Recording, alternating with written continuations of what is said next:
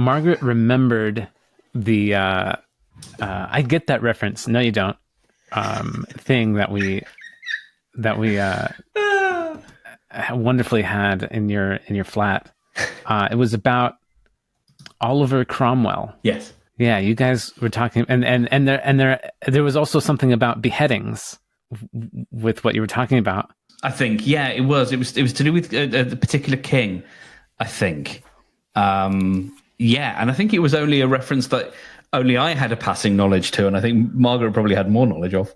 Probably. And then I heard Cromwell and beheadings, and my brain put together, because we were watching The Tudors, and she was reading some books to me about the Tudors and stuff, and I was like, oh, I get that reference. And no, you don't. I know what you know, and that's not it. You don't know the right thing.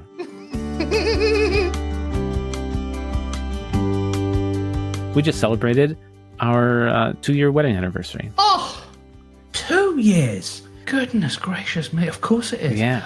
What? Yeah. Congratulations. Thank you so much. We're going to the beach this weekend, to the beach, Yachats, where I proposed to her. Yachats? And Yachats. Yachats. And we're going to, my in-laws, her parents, got us a hotel stay on the beachside, and we're going to go to our favorite restaurant there, which is Yachats Brewery, aptly named. Sure. And it's exciting. We're excited. So, trans people is a topic that we venture into occasionally. Yes. We have thoughts and opinions, and we keep them in the inside, and then we just talk about things like kind of. Anyways, I want to be. No. Like, let's step it back. Yeah, for sure. Yeah. Okay. Yes, we're having fun. We're having fun. And in case you've never listened to before, listener, both of us we consider ourselves allies. We're happy with anybody doing anything that they want to do. It's consenting adults and not hurting others. I just want you to be happy. Yes, bearing in mind, I have conversations occasionally with trans people, and in the nicest possible way, I couldn't give a fuck. Yeah, exactly. Because you're a person, so I couldn't give a fuck. Yeah, my current remodel client is a trans person as well, and they're amazing. Yeah, one of the best clients I've worked for in 3 years at least. Yeah. It's almost weird to bring it up if we think about, like, I've got a client who's a woman. Wow. Right. Like, congratulations. It's like, and you're like, and they're great. Right. Exactly. Why would you not think that they're great? Yeah. Exactly. Exactly. Don't give a fuck. But we're still a woman. Like, we're still in that transition phase where we're, as a society, we're like acknowledging it. Yeah. Well, so that's kind of where this comes into play. Okay. So I was listening to a podcast, completely unrelated. I was editing You're Great with Unique Hammond. And she had Karen Hurd on, who is the founder of the Bean Protocol. Karen made the protocol. She just calls it Living Healthy. Unique then healed her Crohn's disease from it and became an advocate and a health coach for it, branded it the Bean Protocol, and then they work together on kind of promoting this wonderful idea of health. And they were talking about different things and how different things affect fertility. And this fascinating path occurred that wasn't explicitly stated. My thesis wasn't explicitly stated, but it more or less was. And so I'll start by saying this. So over the past 100 years, or less than that, we've started eating a lot of processed foods, which weren't really a thing before, the space race. there were things, but it really, that's when it really took off, because they needed they couldn't have fresh food up in the space, too heavy. And then we've always had caffeine for hundred thousands of years, but in modern times, in contemporary times, we've been eating substantially more of it. We're living stressed out lives more and more as time goes on, and more contemporary. And all of these and more cause an overproduction of hormones, and all of which hormone disruption causes infertility issues, because hormones manage all the inner workings of the reproductive system. So when a woman, a common treatment for infertility issues for women for the past, I don't know exactly, but multiple decades, has been progesterone. It's used. It's something that the body, a woman's body, naturally produces. I can't remember. I think progesterone is only released by an egg sacs.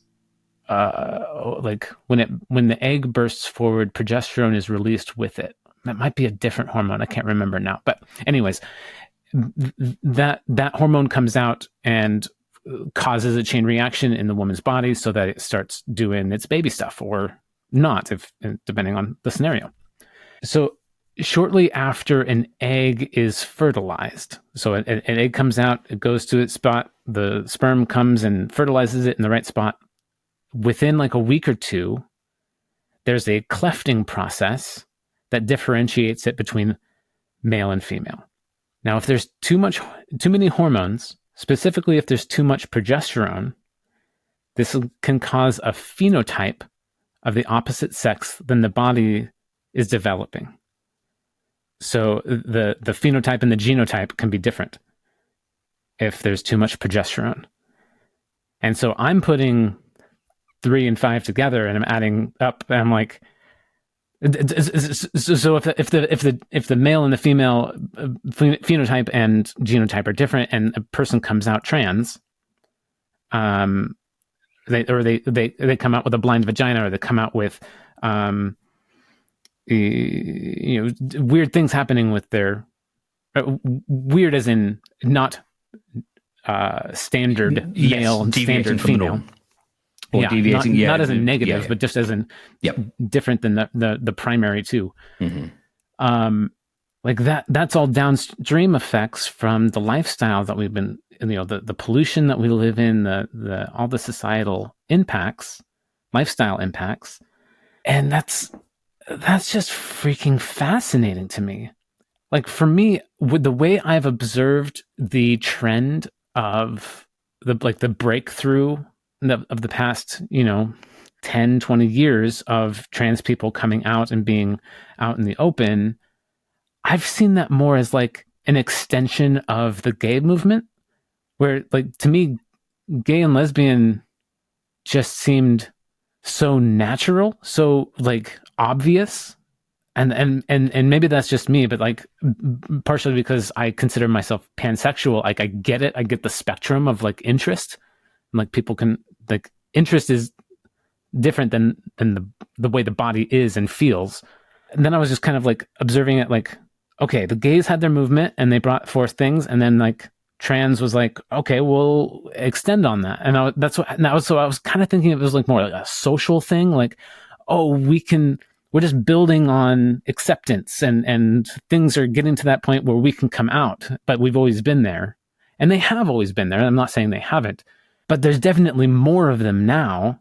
And I would challenge the assumption that there are definitely more of them, if you like, that there are more transgender people than there were. I would absolutely... Okay. Than 200 years ago?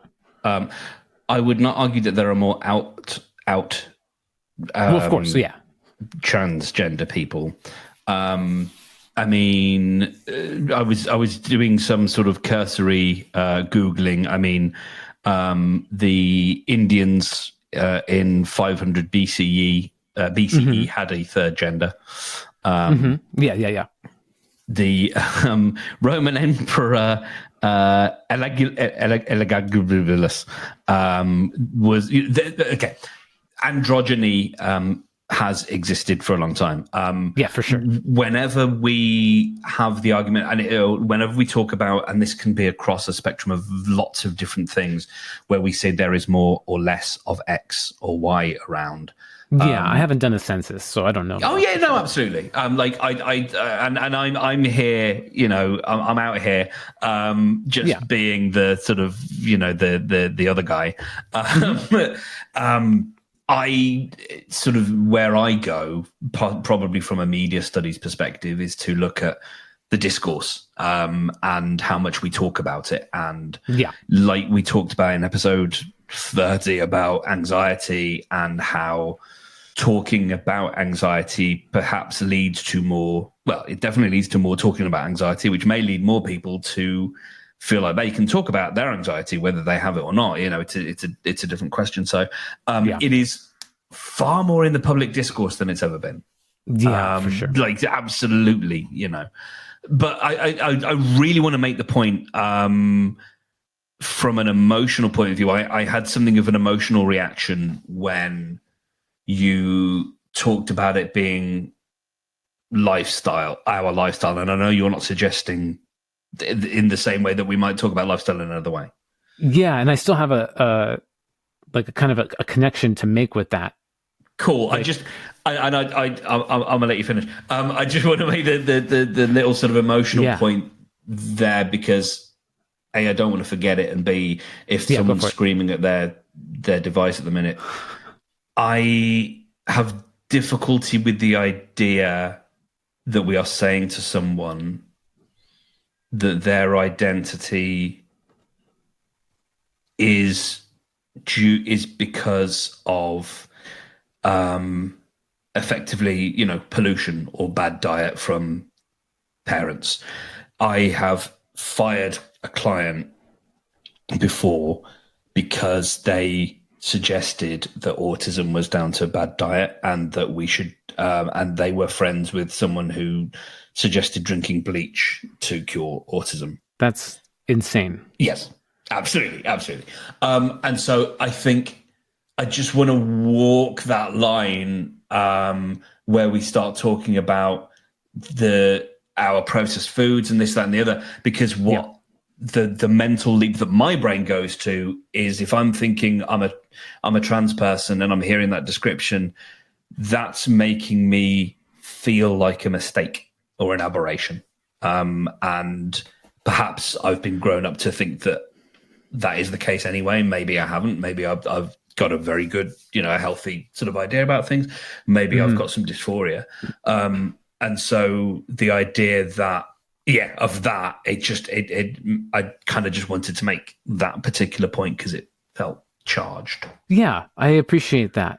So you made the point that I was going to get to, which was that it's not the person's lifestyle choices, like lifestyle things, but their parents and their grandparents and ancestors. But also, like, there's also the factors of, like, obesity would happen to a child coming out from their parents' decisions, and cerebral palsy would happen from their parents' decisions, and a bunch of other factors. Like, there's an important difference. Can, not would. That's an important distinction when we start talking about. Yeah, I don't mean would as an inevitable, but it would as in it does happen. But can. Sure. Yeah, great. Hi, I'm here to nitpick every word. What our parents do, like, specifically the mother, and it's not always their choice, and it's not always their knowledge, and it's not their fault. Especially like these large scale societal issues, it's no one's fault. It's not an issue or problem either. It's just a factor. It just happens. Like, things collide, and there's an impact. There's a repercussion. A sound does happen when a tree falls in a forest. I don't know. I'm going. Dear listener, we are treading on so many. We are treading on a collection of Lego bricks and spiky things and ice and gravel. We are going to fuck this up. We are going to make some mistakes. Yeah, for sure. Please allow us the grace. And I'm going to try and stop edging around everything and actually just make the point that we are treading on so much upturned Lego and plugs. And so we're definitely gonna. But and also, I'm not saying I have not only all the answers, but any of the answers. I'm just or even and this again, is interesting. Let's talk about it. Yeah, absolutely. And I'm here to I'm absolutely here to chew it over. Insofar as these are two people who, this is not our lived experience. And so a little bit down to some of the things we've had before, to what degree is this our business? But that's fine. We're two white guys with a podcast. Everything is our business. Exactly.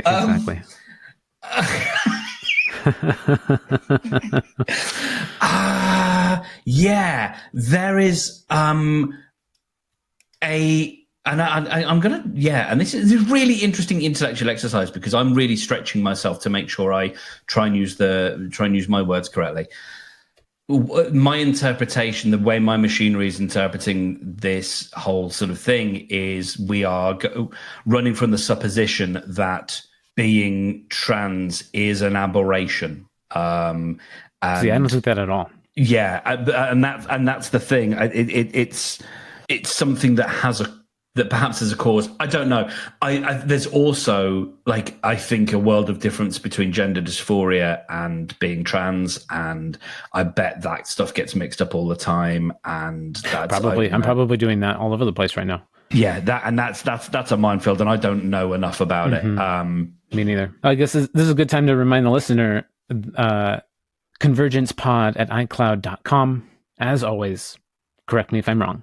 I think one of the things that I've realized is I think we've talked about this before, not necessarily on the podcast, I'm not sure, but I don't have an opinion. Well, I don't know. I did, and now I'm and I think we have talked about this maybe a week or so ago about, for me, when I said at the beginning I don't give a fuck, where that's coming from is I am finding myself less and less interested in groups of people, and categorizations and things that we know or don't know or want to fix or want to help with or want to argue about.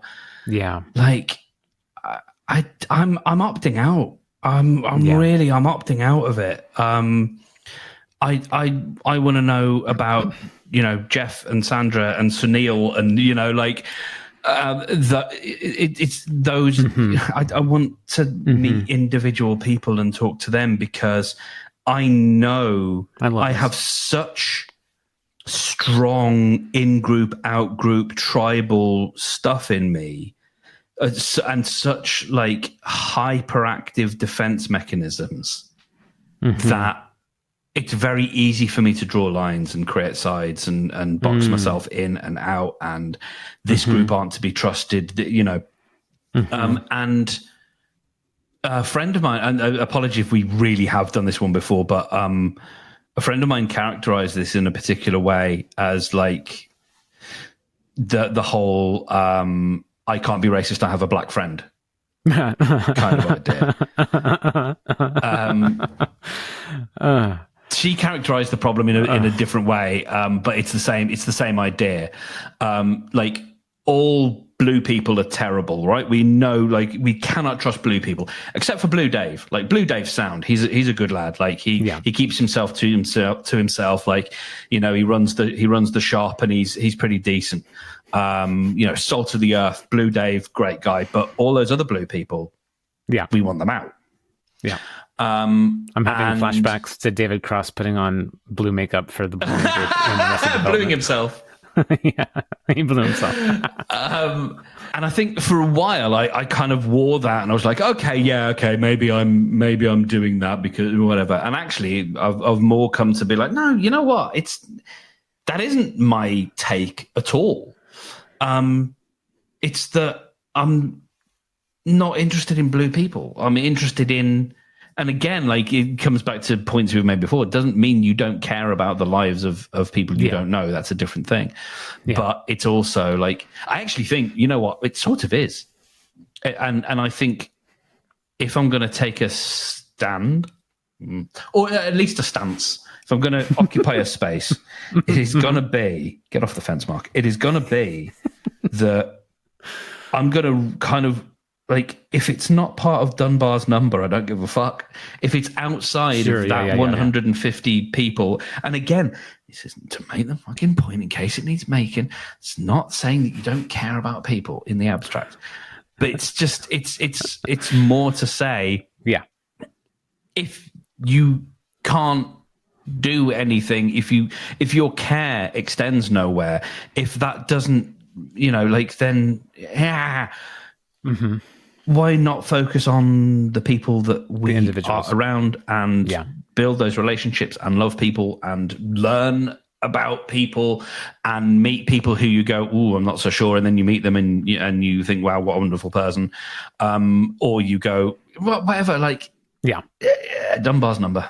Focus on the individuals and the people that you can actually interact with. I like that a lot, actually. I'm following in that trend after you. I feel very similar, though at the same time I love exploring stuff still, and I feel like learning, some things are well learned through not demographics, but like bigger scale things. It's really it's fascinating to learn about. But in general, I like that trend. I like that. And it sort of makes me think. And there are dangers, or there are maybe tripwires to watch out for as I play it through. Because if I think about something like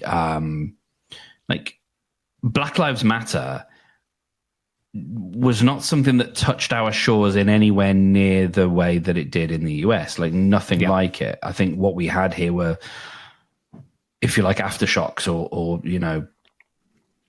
other, but that's from the position of a white guy who lives in the suburbs, effectively. Sure. And so then there's a whole question of, okay, well, if my Dunbar, like, radius, for want of a better word, doesn't regularly encounter other people with very different lived experiences, then do I become sheltered and insular and not caring? And I think, as I answer my own argument, I think that's a fair assumption, but I think it's because it's tricky. Like, if you hear something about Black Lives Matter and taking my Dunbar idea and going, well, no one in my vicinity is affected by that, therefore that is not something I'm going to get involved in. I don't know. Like, what does that mean? Is that a problem? Yeah. Is that not like? Yeah, because the person could be like, if they're uninformed and form no opinion and aren't thinking about it, then they could inadvertently do things that are unkind or whatever. But like if it's inadvertent, then they can just learn. Absolutely. And there's no ill will, and that's where people can like the term Oriental was phased out of use, and people still, like, older people still use that, and they don't mean anything negative by it, even though the word has become negativized. And then they're just like, it's difficult for them to learn. Oh, we have a new vocabulary now, and I have to keep up with that change. And that is something I think I find really interesting. That whole kind of, and I've got my own verbal tripwires, and I think it's really, that's one of the things that some of us who are maybe a little bit over vigilant and maybe can police language need to be able to, like, I think back the fuck off, because it's got. I don't know why I revert to swearing when I start to have these conversations, but hey, I'm obviously animated somewhat by it. I didn't even notice it. Yeah, it's. I'm usually quite because I can swear like a trooper, but I usually find myself amending my language, when I'm on a podcast. But some topics, for some reason, when I get into them, I get all fucky. Yeah, I was trying to keep this podcast, not trying to, but like I was keeping this podcast cleanish for the first few episodes, and then like one just slipped out, and then you said one or two, and then I was like, oh, okay, it's fair game, and then they all fucking came out. Yeah, then they all fucking tumble out. Like, as someone who's been very like language policey, I think I'm finding myself now again, like it comes back to the intention and the intent of the person. And if the intent is to offend or to other or to differentiate. And I think that's where like fun and interesting lines come in, because there can be words that, like you used the word weird earlier, and then you were like, no, not weird. I don't mean weird in that sense. Right. Yeah. Because I think weird is positive, like Weird Al. Like I think and generally I use weird as a good thing, just different than the norm.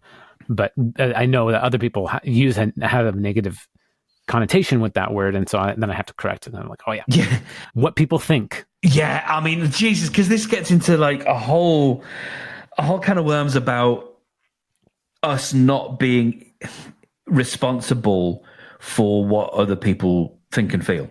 Yeah. We cannot be. No. But you are responsible for what you say. Yeah. And, if you use language that is intentionally othering hurtful. Or hurtful, then that's one thing.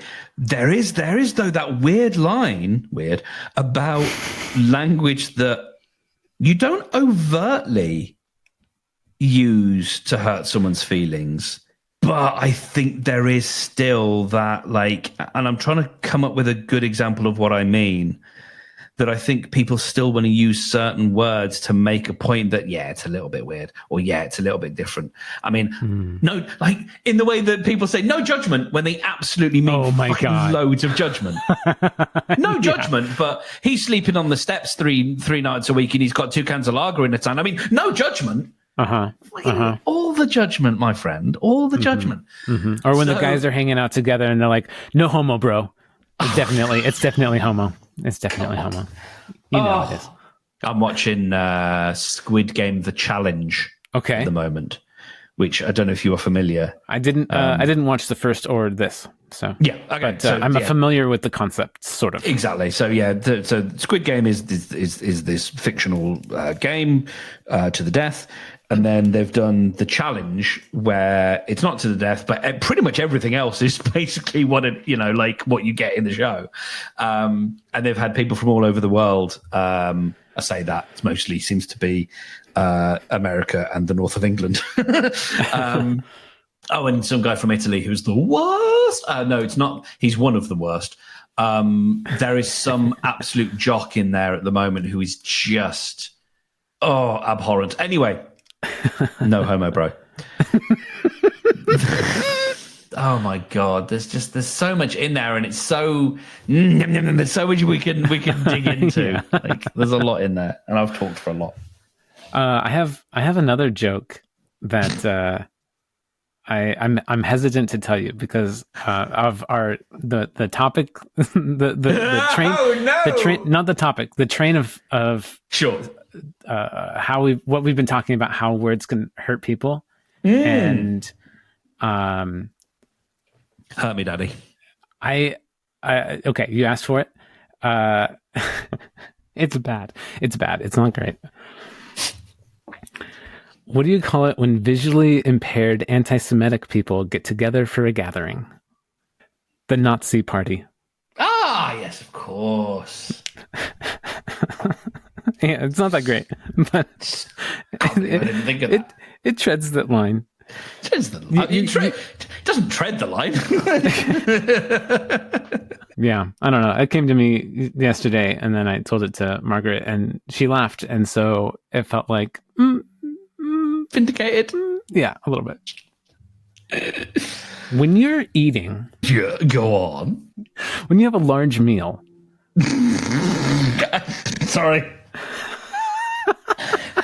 Have you ever seen Why are we the so video of the Australian man getting arrested outside a Chinese restaurant? No, link me. He's a very strange. I will later. I will link you, bro. He's a very strange. No homo. No, he's a very strange man. Okay. Who gets caught dining and dashing. Okay. And he's like really verbose and really. He's obviously his defense mechanism goes very loquacious. Not even loquacious. Just like he uses really weird language while he's being arrested. And so I love that. Are you arresting me for enjoying a meal? A succulent Chinese meal? And it's just so bizarre. It's almost like unhand me. You are touching my penis. He's accusing this policeman of constantly touching his junk. Are you ready to receive my limp penis? Is a line that he utters. When I was on the game show that I was on, one of the presenters kept making reference to that video. The video is like it's like a decade plus old. I think it's very old. But for whatever reason, it had come up, and we were sort of being jocular about it. But yeah, when you said when you eat a large meal, a succulent Chinese meal. Nice. Okay. All right. Recentered. When you eat a large meal. Yeah, and you've eaten the large meal. You can feel it in your stomach. You can't eat anymore. Like even if you wanted to, then you're completely stuffed. You and it tastes so good, and you still want to eat more, but like it would just hurt if you kept eating anymore. Does that feeling of being stuffed feel good, bad, neutral, or something else to you? Bad. Okay. It feels good for me. Huh. I love that feeling of being stuffed so I can't eat anymore. And it makes it hard to eat small meals. Because I want to eat to fullness. Oh, you see, because my interpretation of that is like there is a healthy level of full. Sure. And there is the literal, I have no capacity left for another bite. Yeah. And a small wafer thin mint is going to cause me to explode. Right. Which sounds more like where you're at. Yeah. It's definitely past the point of a normal, healthy fullness. Sure. Like I can get there and be satisfied, but I can really, most of the time I'm happy to just have another plateful after that. Yeah. Because I like for no judgment, because like I 100% identify with this. So like I'm not, yeah. I'm not like I've never. No. Of course. Yeah. But it does. Yeah, no, it's not something that I seek out. It's usually something I regret because I'm like, no, I don't feel good. For me, I don't usually regret it until I go to the bathroom later. Yeah. And then it's like, oh my God, there's so much in there. I didn't mean to make the noises. No, it's just what an interesting punchy episode this was turned out to be. I think we've needed it. Yeah, the last couple of weeks. Yeah, there's been a lot of emotions. There's been a lot of constipation emotionally, and this is very much the the shits. This episode has got the shits. Oh my God. Yeah. I was talking to Unique about that, and she was saying that she hates the feeling of being full and that she's able to eat small meals like that. And I was like, oh man, I hadn't really thought about that. That drive I have within me to keep eating. Like, cause for me, when I was a kid, not only did we go to a lot of like all you can eat restaurants because it was cheap to feed your kids that way, but I was when I was sad, when I was lonely, when I was any negative emotions, I was given food to make me feel better, either sugar or meals. And so if I'm getting this message that food makes you feel better. So I want to feel better. I'm addicted to feeling better now. So I'm going to eat all the food I can. I'm going to keep eating until I can't anymore. Mm-hmm. And so I just got used to that feeling of feeling super full so that's, I trained myself in that way. And so now I feel like I have to retrain myself to. Those are difficult neural paths to walk again. Yeah, Because exactly. there's so much like ingrained in there. Because I think for me, like, food is affection. Yeah. I mean, like, it's a love language, not in a sense of like we are these, I come from a lineage of great cooks, but it's just like that is absolutely how we show care, Yeah. and how we show love. Yeah. I It's just love by showing love through providing. food. Yeah. Yeah, yeah. It's lovely to be able to to cook for someone and to do that kind of stuff. Yeah, there are two, like, food, and then sometimes like the lack of food, or what can feel like not having enough, can feel like a punishment. Like there is a pathway there that has linked, you did good, so there is food. Yeah. Or you did not, meet this bar, so there is not food. And that's not because I grew up in any kind of household where actual sustenance was, not given. Right. That was not the case. So where that comes from for me, I have no real idea, because it's not like, if I was bad, we were, we withhold, meals were withholded. That wasn't my experience at all. Right. But there is some connection there, definitely, about good boys get food. Get a snow cone after the game. Great. Yeah. No, but actually, that's a big thing, because like family parties, of which I had many as a kid, once or twice, and this is neural pathways. I think wonder how it is for you, but like feels like mine get etched in real flipping quick. Like if I think about like learning a new skill, doesn't typically take me, if it's something I have a general aptitude for, doesn't take me like more than once usually to learn the thing. Like when I was at university, I did the video editing because I picked it up like that. Like I got it straight away. Same with the radio desk. Like you show me the bits, and I some of it I can intuit, and then it's just it's in there. And that definitely has its bad sides, because if I think about like occasionally, once or twice maybe, we would go to the chippy, the chip shop, after a family do, maybe because there wasn't a buffet, maybe there wasn't conscious I might be using lots of little weird slight Britishisms here, but family party, someone's put a buffet on, you've got your various cold meats and your Scotch eggs and various other things and little sandwiches that are curling up at the edges, and just trays and trays and trays of chicken legs, and it's great, and it's the best, and little bowls of salted new potatoes, and some cakes and stuff, and so maybe there would be that, or maybe you'd go to a drinking family, and they wouldn't do that because they were drinkers, not eaters, and so then it was, let's grab some chips on the way home, and that was a treat, and that was, we're getting chips on the way home. It's it's midnight and we're getting chips, and that became a thing. And so then when that didn't happen, it was like, and it had nothing to do with hunger or anything like that. Of course, no. But there was that disappointment of, we didn't, we've gone past the chippy and we haven't got, okay. And it's like that path got walked so fucking quickly. Yeah. Of like, this is what you do and this is what you do. And it's oof.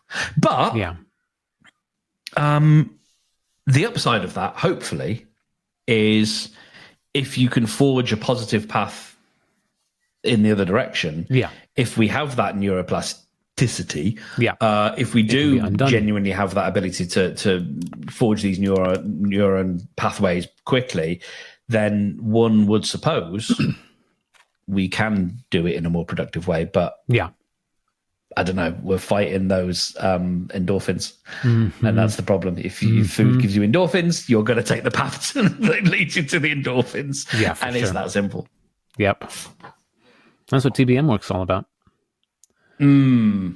just doing it without the actual thing and just doing it by thinking about it more or less.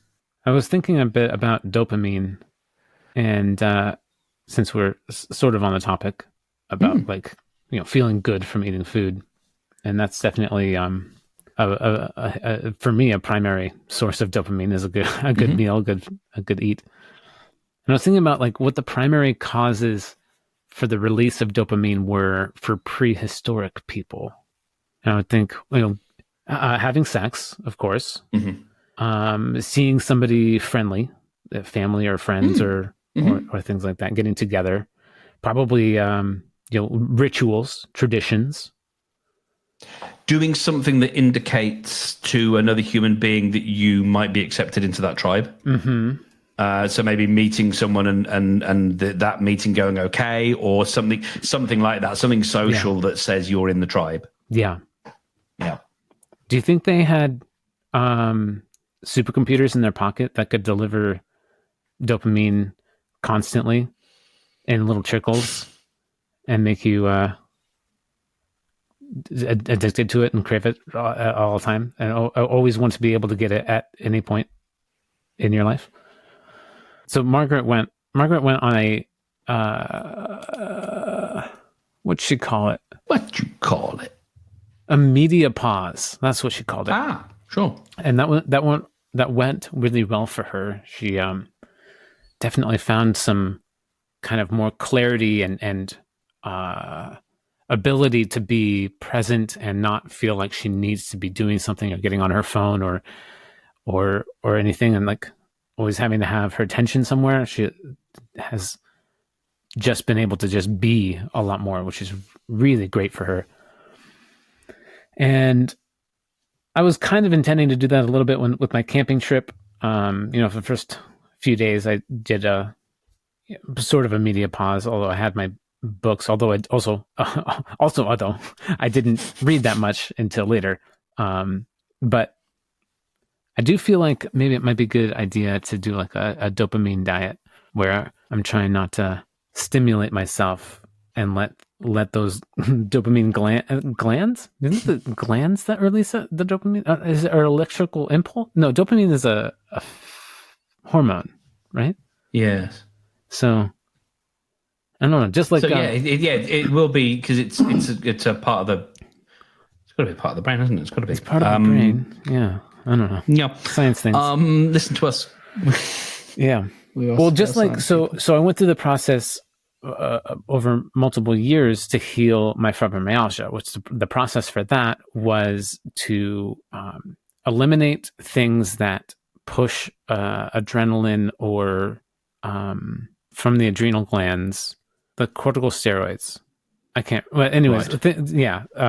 Cortisol. Yeah, the stress hormones. Yeah, all of those. I tried to go on both a diet and a lifestyle change that didn't have me pushing my adrenal gland to make all of these hormones so that it could have time to rest and heal from all the good foods I'm also eating at the same time, so it can go through mitoses to heal itself, and then it can work better and even at all without me trying to just whip it into doing its thing over the time. And so I'm wondering if a similar thing can happen with whatever glands make dopamine and the rest of them.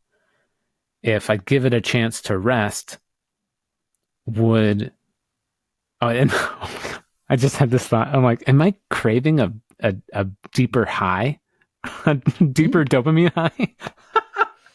I don't know. I'll have to analyze that myself. But it just crossed my mind, like, man, I just get this little trickle of dopamine now. Man, wouldn't it be great if I was off of it for a while and then I came back to it and it was like, whoa! It's kind of like, if you take a break from weed or whatever because you built up a tolerance, and then you come back to it and it's like, whoa, this is super effective. I didn't need this much before, or not the opposite of that. But yeah, you know what I mean. Yeah, I have been through, I think, what might be a similar cycle. I noticed it in 2018, I think, where I found myself doing this cycle of food, booze, vaping. Mm-hmm. And so I'd go, oh, I'm a little bit hungry. I have a little bit of food. Okay, I need something now. Let's just have a little glass of something. Mm-hmm. Oh, and I need that extra little thing now. Okay, Mm-hmm. get a little hit of the vape, and it would be this cycle of and I noticed that, and I think I didn't necessarily have the term for it then, but it was essentially that sort of, what was it, the hunter, not the hunter, the reward reward seeking thing that we do. Yeah. And yeah, the search and reward or whatever it is, that and so it spiraled, and the spirals became tighter and tighter and tighter and tighter as the cycle became shorter. And I don't think it takes that much for it to unravel in a good way, to sort of, release that tension again, and instead of being a coiled spring that's constantly trying to look for that next bit of dopamine. I think it takes an uncomfortable bit of time, and then you can sort of stretch out again. And so I think, it almost like a muscle. I think maybe it sort of expands and contracts. That's at least what it feels like. That you have to consciously go, okay, the brain is in that cycle. It wants something. Yeah. I have to let it want for a bit. Yeah. And that is a feeling I do not enjoy. No, that's why we are who we are. I think, Brendan, that's why we are the people that we are. Yeah. Because it's not fun. It's bad times. It's easy for me when I'm on a fast. Like, it's kind of easy for me. I don't know. I like, something switches where I'm like, I can't it's an have intention it. Thing. Yeah, I just can't have it. I'm doing a thing, and either I have a set time or I'm trying to go as long as possible or whatever. And I've accepted it, and there's this acceptance, and there's this okayness with it. But as soon as I go back, I can't moderate it anymore. It's so hard to just be like, just occasional or a special occasion type thing like that. Is nearly impossible for me. Yeah. Fix me, Mark. Physician, heal thyself, my dude. Yeah, I mean, I've got. Yeah, I know. Yeah, I'm going through my own, withdrawal. Yeah, how's that going? Stuff.